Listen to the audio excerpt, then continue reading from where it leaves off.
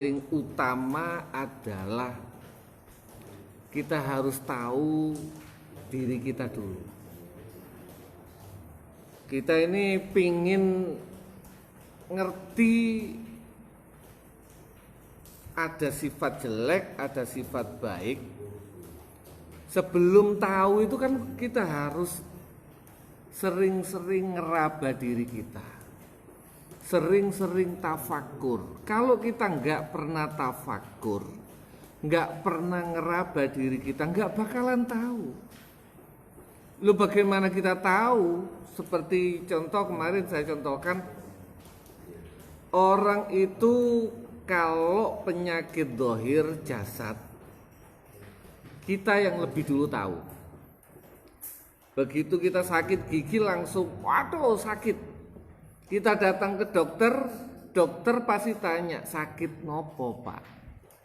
Bukan langsung dokter bilang, kamu sakit ini? Enggak, pasti tanya, sakit nopo pak? Sebelum dokter memberikan obat pasti dia tanya dulu. Tetapi untuk penyakit batin, yang tahu dulu itu biasanya orang lain, bukan kita. Orang akan menilai, sombongire arek iku, metakilire arek iku. Orang lain yang lebih dulu tahu dibandingkan kita. Maka bagaimana caranya agar kita tahu sifat basyariatika, ya harus kita sering-sering tafakur. Tadi sempat ngobrol sama Gus Kandar, kalau bisa minimal 1 jam per hari kita harus tafakur, ngoncei awak dewi, baru kita tahu sifat basyariah kita. Nah, di hikam yang lalu kan sudah kita bahas ada sifat basyariah dan semua yang Allah ciptakan kepada kita. Rabbana ma khalaqta hadza batila. Sebenarnya tidak ada yang muspro. Nafsu makan baik, nafsu bahkan sifat sombong, sifat egois, sifat angkuh, marah, pada dasarnya karena itu Allah ciptakan dalam tubuh kita pasti mempunyai sifat baik. Yang menjadi jelek dan munakidun li'ubudiyatika itu bukan karena itunya, tetapi ketika itu berlebihan. Ketika sudah berlebihan, maka bisa menghalangi sifat kehambaan kita. Di dalam hikam ini yang menarik adalah sifat li'ubudiyatika, sifat penghambaan. Apa sih yang paling diutamakan untuk kita keluar dari sifat yang menghambakan diri? Menghambakan abad itu kalau dalam bahasa Arab sama dengan jalan yang diratakan. Maka seorang hamba adalah seorang yang merendahkan diri serendah mungkin. Banyak orang merasa dirinya sebagai hamba Allah, tetapi kadang bukan hamba Allah tetapi hamba harta. Bahkan yang paling sering adalah hamba agama. Kadang hamba dirinya, sering, mohon maaf, hambanya Islam. Kita ini banyak orang mengagung-agungkan Islam sampai lupa Allah.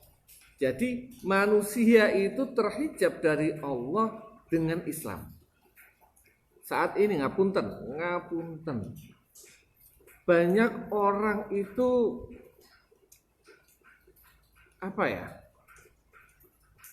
mempoles dirinya, mengagungkan ajaran-ajaran Islam, tapi targetnya bukan menghambakan diri di depan Allah, tetapi targetnya adalah kita lo Islam, kita lo orang hebat, ajaran kita ajaran hebat, yang lain nggak bagus, sehingga ngapunten sifat penghambaan kita terhadap Allah hilang. Sering belakangan ini kadang-kadang, contoh misalnya sedikit membahas, bukan bahas masalah coronanya, tetapi sikap kita dalam menghadapi sikap-sikap kondisi yang ada. Saya secara pribadi merasakan kita sudah banyak suuzon sama orang lain. Karakter kita ini sudah mulai nggak karu-karuan. Ketika ada orang tidak mau salaman dengan kita langsung suuzon. Dalam batin kita, wedi ta, anggite aku iki nularno penyakit ta, sehingga awakmu gak gelem salaman ambek aku. Ini sikap suuzon, ngapunten. Bisa jadi, mengapa kita tidak balik menjadi sifat husnuzon? Bisa jadi ada orang tidak mau salaman dengan kita, justru dia khawatir menularkan penyakit kepada kita. Misalnya sama Ustadz Zaidin, nggak mau salaman dengan Ustadz Zaidin sama Ustadz Ali, bukan karena dia tidak mau salaman karena melihat Ustadz Zaidin itu mempunyai penyakit corona, bukan. Justru saya nggak mau salaman dengan Ustadz Zaidin karena Ustadz Zaidin itu orang jeruni pondok, sing insya Allah tidak bercampur dengan orang luar, penyakit corona insya Allah tidak masuk. Lane aku salaman kalau Ustadz Zaidin dan saya membawa penyakit, berarti nanti Ustadz Zaidin dan jamaahnya kena penyakit. Maka ada orang yang tidak mau salaman dengan Ustadz, Gus, Kiai, bukan karena merasa Gus, Ustadz dan Kiai itu penyakit sehingga tidak mau salaman, bukan. Justru mereka tidak mau salaman khawatir menularkan penyakit.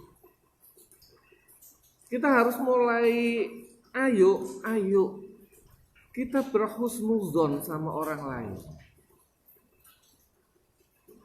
Belakangan ini ngapunten. Banyak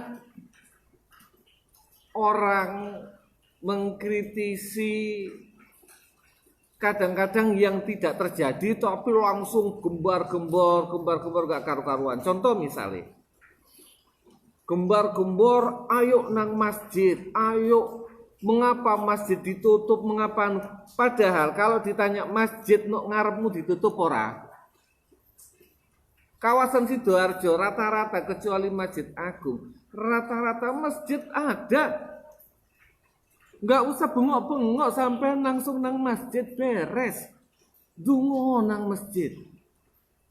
Enggak ada, hampir rata loh. Daerah Sidoarjo hampir rata masjid tidak ditutup.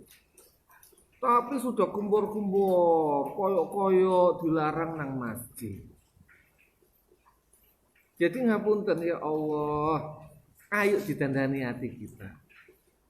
Janganlah, saya ingat ungkapannya Syekh Ramadan Al-Buti, mahma balagha min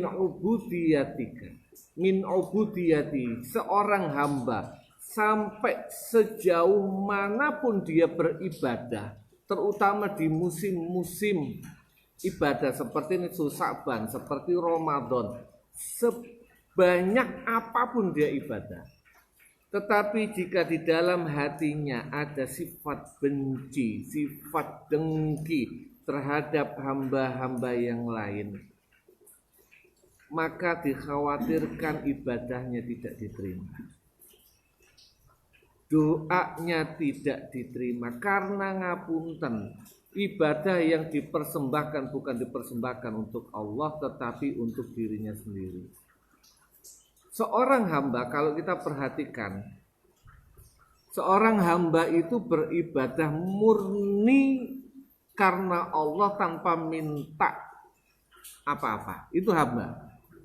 Kalau seorang hamba, saya misalnya ibadah rek nang masjid ben gampang rezeki, itu bukan hamba. Itu pedagang. Jaluk ijol. Aku sholat rek cek oleh swarga, itu bukan hamba. Itu pedagang. Seorang pedagang memberikan sesuatu untuk mendapatkan sesuatu, itu pedagang, ijol-ijolan.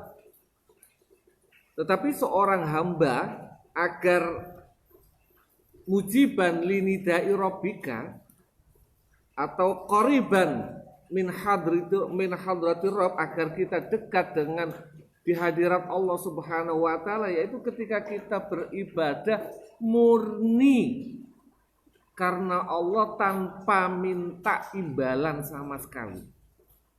Baru kita ngikuti, inilah disebut ibadah. Ketika Allah bilang, ya abdi labbaik, dereaken ya Allah, itu benar-benar manusia, benar-benar ibadah tanpa ada tendensi bahasa sekarang. Makanya lagi-lagi ayo ditoto lagi hati kita, ditoto lagi niat kita dalam beribadah. Jangan sampai kita beribadah itu dengan target-target tertentu, apalagi target-target yang bersifat duniawi, apalagi uang ibadah itu minimal syukur-syukur. Kalau tadi dijelaskan dalam sama Ustaz Ali, uang itu kalau ibadahnya benar-benar lillahi ta'ala, maka dia akan mahfuz, dia akan terjaga. Dicontohkan tadi, hati ini tenang. Lah saiki enggak ya, ono wong ibadah tapi hati ini tambah geronjalan nih. Berarti ngapunten, perlu dicek ibadah panjenengan, ibadah kita.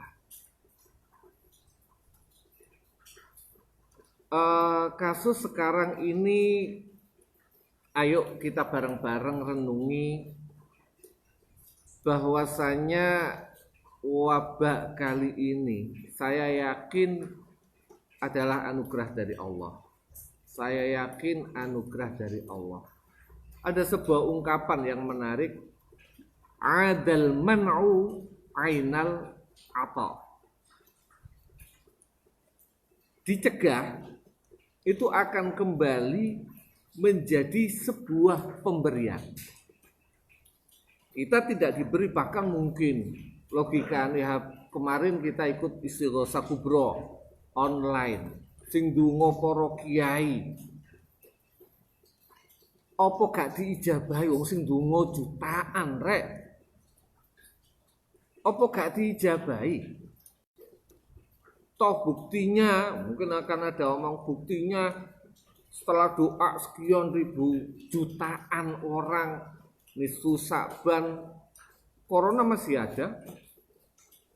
Berarti gak dikasih, berarti dongone wong-wong itu gak mustajabah. Apa seperti itu? Maka adal man'u, tidak diberi, itulah sebuah pemberian. Contoh paling gampang, kita punya anak sakit batuk,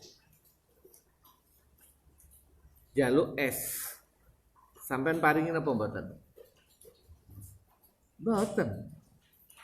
Ketika kita tidak ngasih, itulah sebuah pemberian. Bahkan anake saking biasanya diluki ambek wong tuane, nangis-nangis, gulung-gulung. Kalau orang tua sayang sama anak, pasti tidak dikasih.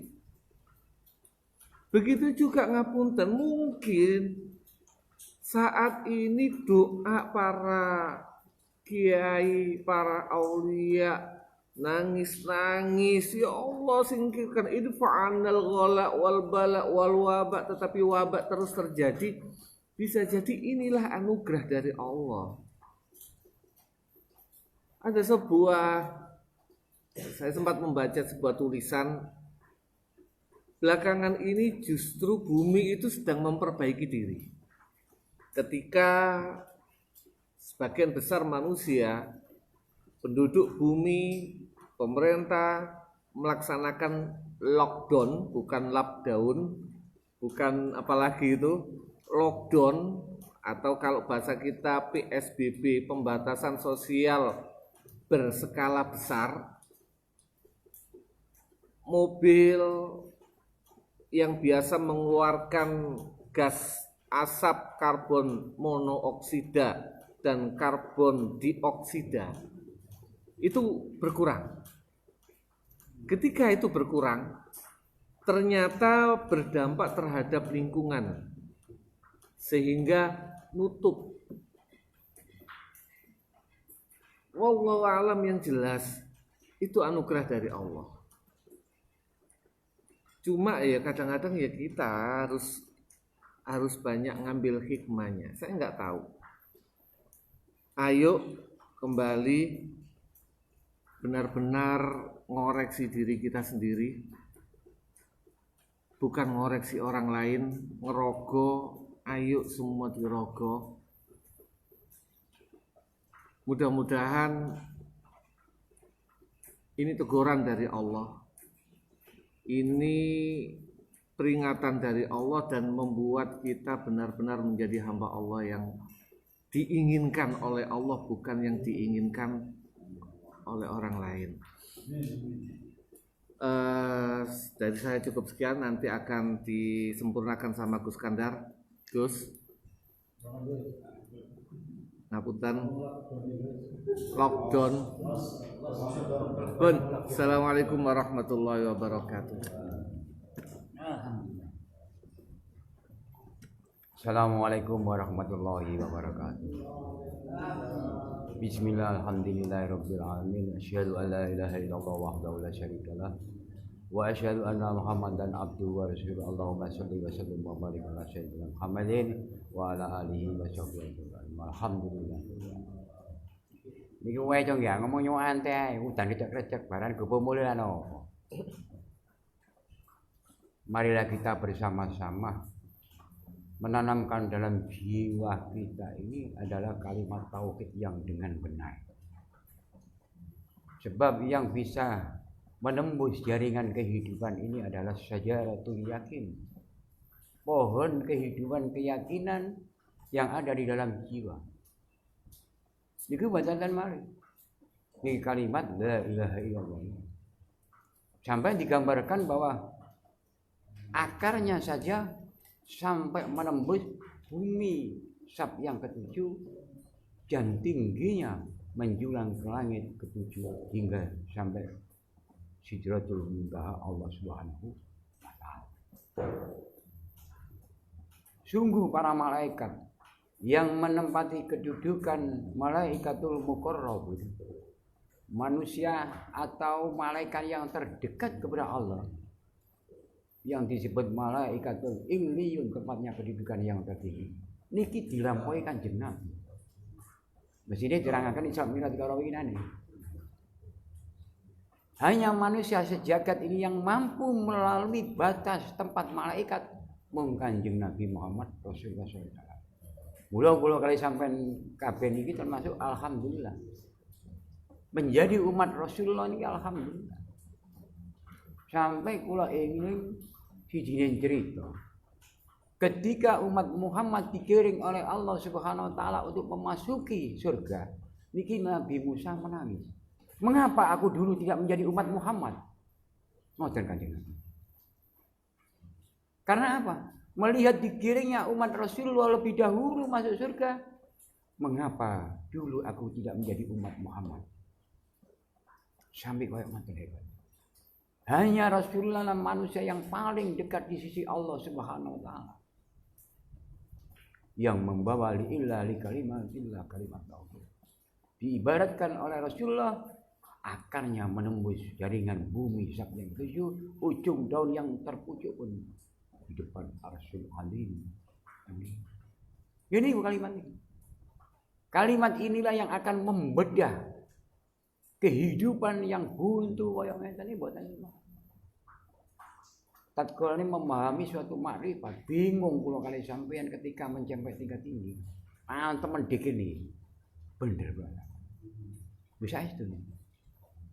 Sampai ada pendapat yang mengatakan bahwa jagat raya yang ada ini diciptakan karena ketiadaan. Ini gak masuk akal. Sampeyan bingung nih bisa ketilem nih. Apa ono jagat sing wujud niki lho. Kok malah Adam yang menciptakan? Adam kan maknane gak ono. Itu tidak akan mungkin. Nek wong gandolan kalimat la ilaha illallah ini akan menembus jaringan, bahkan menembus dinding takdir ilahi. Walau semua manusia berpendapat tidak akan sanggup ditembus. Dosa nanti yo nopo yo nembus rono itu. Berpegang pada satu ridho, kedua yakin. Karena keyakinan dibalik semua ini adanya Allah. Sering saya katakan hudurul qalbi ma Allah. Selama dengan Allah tidak ada yang tidak mungkin. Ini pendapat ulama. Berapa kali Allah mengatakan di dalam Al-Qur'an innallaha ma'al muhsinin, innallaha ma'al muttaqin. Allah selalu menggemborkan demikian. Namun yang perlu kita tanyakan adalah tingkat ketakwaan kita itu di mana dan sampai mana. Apakah betul sampai hakul yakin? Sebagaimana dikatakan dalam Al-Qur'an. Di situ dikatakan haqqul qati. Hak yang sesungguhnya itu tidak ada lain adalah hakul yakin.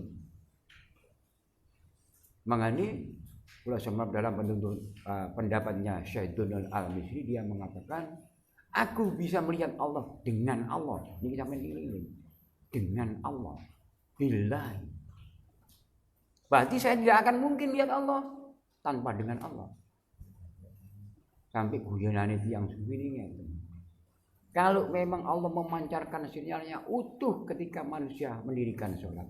Apakah di surga nanti masih ada sholat? Padahal pun buatan kewajiban. Terus menikmati teman-teman nikmati apa? Menikmati keindahan itu lapo awak dhewe nanti. Yang bisa menenangkan jiwa kita adalah ma'allah bi qulubihim bi dzikrillah, denganmu ya Allah dengan ini. Selama ini kula lebet kali sampean kan puncak kemarifat itu ketika kita puncaknya dzikir mboten niku tameng sampean bingung sampean kok. Ketika bersama Allah itu sama Allah. Dengan Allah itulah puncak dari segala makrifat itu. Ini sakit sampean dolek. Dengan Allah aku berjalan, aku sujud, aku rukuk. Gak ngefek donga kula sampean iki, Pak. Mangan bercerita tadi kiai hebat wis top sing donga begini kok. Kula ningali. Apakah tidak bisa menembus doa mereka? Bukan tidak bisa menembus. Jadi Bu, kalau sifat insaniya basariya kita tiba bawah, boten saged nyampe. Contoh Nabi Musa waktu ingin madepkan Allah Ta'ala, mana mungkin Musa engkau sampai kepada aku. Kalau baju insaniyamu, basariyamu masih nempel di tubuhmu. Didukno kabeh. Mangane kula cerita Ustaz Arifin, Ustaz ternyata tafakur 1 jam itu sehari semalam. Itu suruh merenungkan masa meletakkan semua masalahnya. Hanya desiran. Guru mursyid kita mengajarkan Allahu dalam jiwa itu. Itu yang akan menjadi pohon dan daun yang meruat dalam tubuh manusia. Tentu. Kalimat tauhid inilah yang akan membedah segala-galanya. Karena dengan itulah kita billahi bersama Allah. Makanya waktu Ibnu Abbas bertanya, ya Rasulullah untuk apa saya tahajud? Kita salat waktu tidak mengefek. Bukan begitu. Kamu ditakdirkan oleh Allah sujud rukuk itu bagian dari putaran takdir untuk kembali kepada Allah dengan benar. Sehingga sifat egomu manusiamu yang merasa doa, yang merasa hebat jatuh. Sampai Kanjeng Nabi dakwakan kan. Besok yaumul kiamat terjadi ketika manusia dihisab habis bersih. Ketika ia dipanggil masuk. ke dalam surga. Enten tiyang niki seorang abid, seorang jubut yang meninggalkan kampung di suatu pulau katanya. Mboten nate maksiat belas yang ini. Tidak kenal maksiat.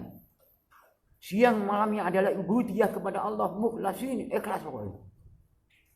Tapi ketika malaikat disuruh oleh Allah, katakan kepada fulan ini malaikat, silakan masuk surga dengan rahmat.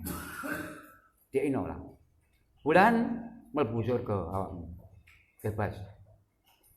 Tapi dengan rahmat Allah akan masuk. Banggil malaikat. Loh, malaikat. Nggih pun pantes kula. Ket mulai balik gak tau maksiat, gak tau durhaka kula. Ibadah ku aman bang. Pantes kula mlebu warga. Balik malaikat ya Allah. Sekali lagi katakan malaikat. Sampai 3 kali. Baru Allah SWT mengatakan, lepaslah salah satu dari mata bulan ini. Dikengen nimbang, ibadahnya mulai balik sampai mati. Mboten enten apa-apa. Akhirnya si bulan ini, ya Allah, kalau begitu lemparkanlah aku ke neraka. Tidak, bagaimana janji Allah. Justru karena rahmat Allah itulah engkau mendapatkan petunjuk, bisa bergerak, sholat, puasa, zakat, dan lain sebagainya. Itu karena rahmat Allah yang berupa inayah, hidayah, gerakan dalam jiwamu kebersamaan Allah.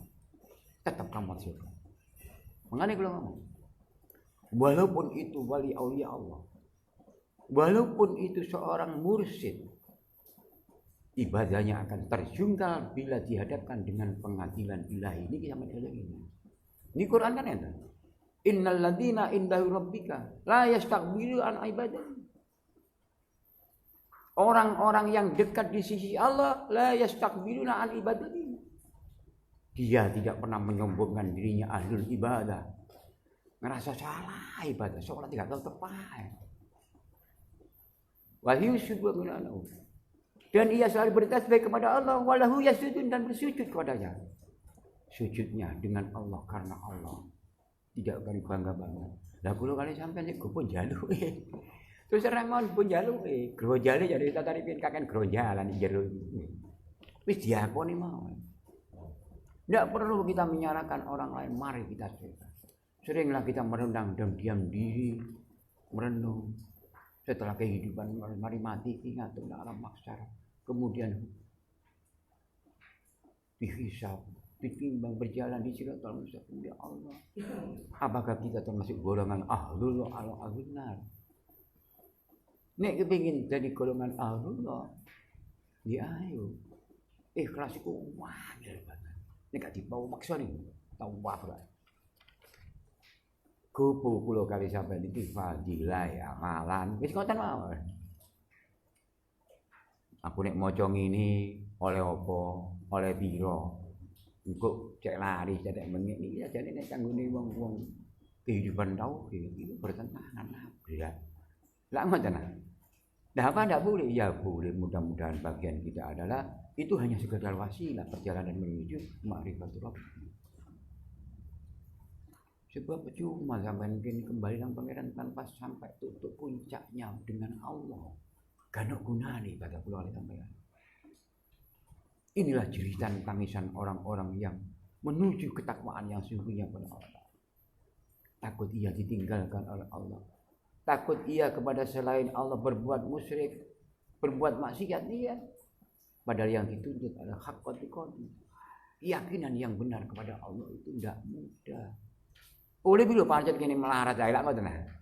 Melarat. Sumpah kudu sampean alhamdulillah sumpah sampean seneng tok gak enak lho. Enakno sumpah ge ngoten lho. Sumpah niku rahmat. Jare-jare urikus ngene wong sing gede-gede omah apik-apik enak duwe akeh sing nganggur. Batin kula bener ya anjene bener iki rahmat. Jare tadi rahmat. Iman. Mudah-mudahan ibadah kita bukan tergerak karena sumpah ke urip duduk. Tetapi betul-betul untuk bersama dengan Allah. Kalau kita tidak bersama dengan Allah, jelas dengan karo sapa. Mangkane enten tamu ten gen kula niki.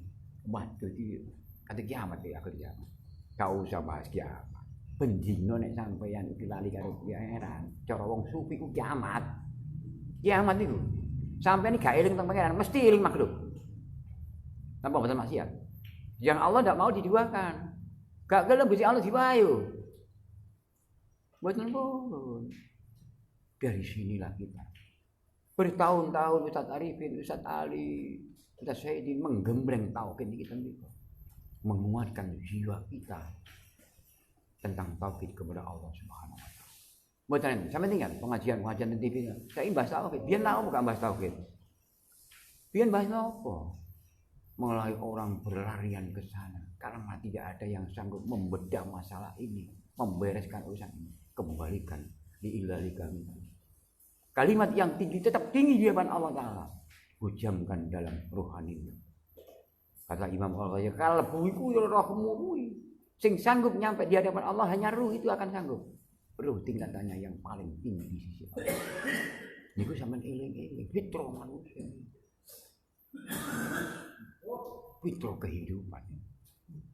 Muga-muga kula kali sampeyan iki betul-betul dijadikan oleh Allah al-sa'adah bukan al-syaqawah. Menjadi orang-orang yang ahli kebahagiaan di sisinya, bukan ahli celaka. Boten mawon, sekian kurang lebih ini kula nyuwun agung mawon. Niki rada ngotot ngajine soalnya kan mikir ya.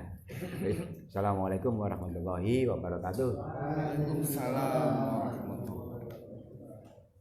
Allahumma taqabbal minna ya Allah bidu'ana bi karamatil Fatihah bi syafatil Fatihah bi mujizatil Fatihah barakai para wali-wali khusus guru kula kali panjenengan Syekh Abdul Qadir Jailani Al-Fatihah.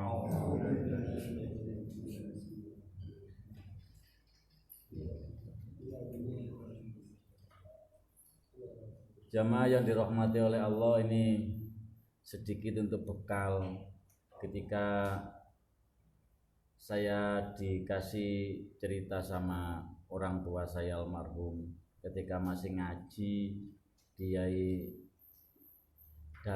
Delan Alim itu guru mursyid Kotriya Nasabandia Cukir Jombang sana. Nggih wong ya ora akeh. Dan juga dia pernah cerita juga tentang orang-orang yang benar-benar sudah dikasih oleh Allah istiqomah. Yang istiqomah di Mbah Hasyim nggih ngoten. Nggih, tapi nggih sepedaan banyak yang pakai sepeda untuk tepi-tepi. Ini adalah merupakan sebuah hadiah dari Allah. Makanya panjenengan semuanya kalau satu tujuannya minta kepada Allah supaya kita diberi oleh Allah istiqomah. Karena menerima ilmu yang mulai awal diterangkan ini adalah yang bisa menerima adalah hati yang ikhlas. Dadi pikiran ya. Sampeyan pikiran gak nutut niku wae. Oleh masa tego mulai ngoten wis gak kuat nggawa ilmu nggih. Saking katahe sampai muntah-muntah dari casene Pak nyeretnya itu ya. Tapi ternyata setelah saya tahu, saya diselikidi itu ya. Ternyata tiang-tiang kuno sing istiqomah teng Yai Dalan subhanallah. Kealimannya, kearifannya, istiqomahnya benar-benar luar biasa. Padahal wong biyen niku ora ngerti apa-apa, wis pokoke teko ngoten mawon. Panjenengan kita yakin ketika yang kita kaji ini kitabnya siapa ini, yang kita rasani siapa ini. Tadi saya sama Ustaz Ali bahas masalah Syaikhul Qadir Jailani. Beliau hadir di tengah-tengah kita. Lebih-lebih wong titik ngeten beliau hadir. Ndongaaken kula kalih panjenengan muga-muga diparingi kuat iman nggih. Ini adalah merupakan kajian yang perlu kita dapatkan agar supaya kita tidak kecil hati. Pasti wong setengah siji ngeten jek ngaji ya, jare Gusti niku lho nggih. Kate digawembleng ilmu tauhid mulai yamun gambar yamin nggih ya. Wong ngoten kadang-kadang jek bingung ae. Kalau Gusti niku perapatan sering ngelamun bayangaken enak Gus ya delon wong iku nggo motor ya. Rupane duwe akeh, gak kena corona ya wong-wong ngoten niku ya. Nek awake dhewe iki gambar rokok kadang-kadang utang-utang ya. Rotok ngirit lho Dik saiki corona. Tapi kalau kita mendengarkan kajian-kajian yang disampaikan sama Ustaz Ali, Ustaz Arifin, begitulah rahasia Allah, sayangnya Allah kepada hamba-hamba yang iman. Diuji keweden ya, diuji kekurangan nggih, wonten. Ayate kan ngoten ya. Diuji keweden, diuji kekurangan. Tapi nek jenengan pun siap dikai gelar innallaha ma'as sabirin. Mudah-mudahan kita juga tidak mengharap kaya wong dagang ya ngoten ya. Nek ngharap kan wong dagang. Tapi kita pasrah Gusti Allah kepun ngertos. Anjene tingkat iman kula kalih panjenengan iki ya angin-anginan nggih ya. Wong kula nggih sempat gopung ya niki ya apa iki rek. Kemarin sempat betul ini kejadian yang nyata. Anak-anak kula ngajaken sengkapasane kula lebetaken. Wong wali santri kadang protes, "Ustaz, maaf, anak saya takut ngaji." Lho niki terus arek wedi ngaji piye kan? Saya sampai malam itu merenung, ya Allah, arek-arek saiki wedi ngaji. Ngaji niku lho wedi, sebab wedi ketularan koncone kaya nanggone TV dibungkus plastik diuncalno gendeng ngoten niku. Arek cilik-cilik pun wedi. Nah terus ini tauhid kita sebagai orang tua, sebagai guru enggak memberikan motivasi kepada anak-anak. Sampai kapan anak-anak tidak merasa takut? Ya nek emben wis mari ngoten lho. Makanya hanya jiwa yang bersih yang bisa menerima, insya Allah Allah akan memberikan sesuatu yang lebih baik. Mungkin memberseni awake dhewe supaya kita semakin semangat, semakin praktek apa yang telah kita dapatkan, kajian-kajian ya saat ini kita gunakan. Saniki ibaratnya ngoten sampeyan dikek gladi kali ustaz-ustaz. Tapi ketika itu belum ada gunanya gaya apa iki rek. Wis digledangno barang saiki butuh. Wah iki gladi ge ngonceki iki lah. Kita sudah punya alatnya gitu loh. Saiki dipraktekno iki tauhid niki. Kira-kira cek sumpek napa mboten ngoten lho ya. Nek cek sumpek ayo di ngadeni maneh. Semoga Allah Subhanahu wa taala menolong iman kula kalih panjenengan di dalam situasi dan kondisi yang macam ini.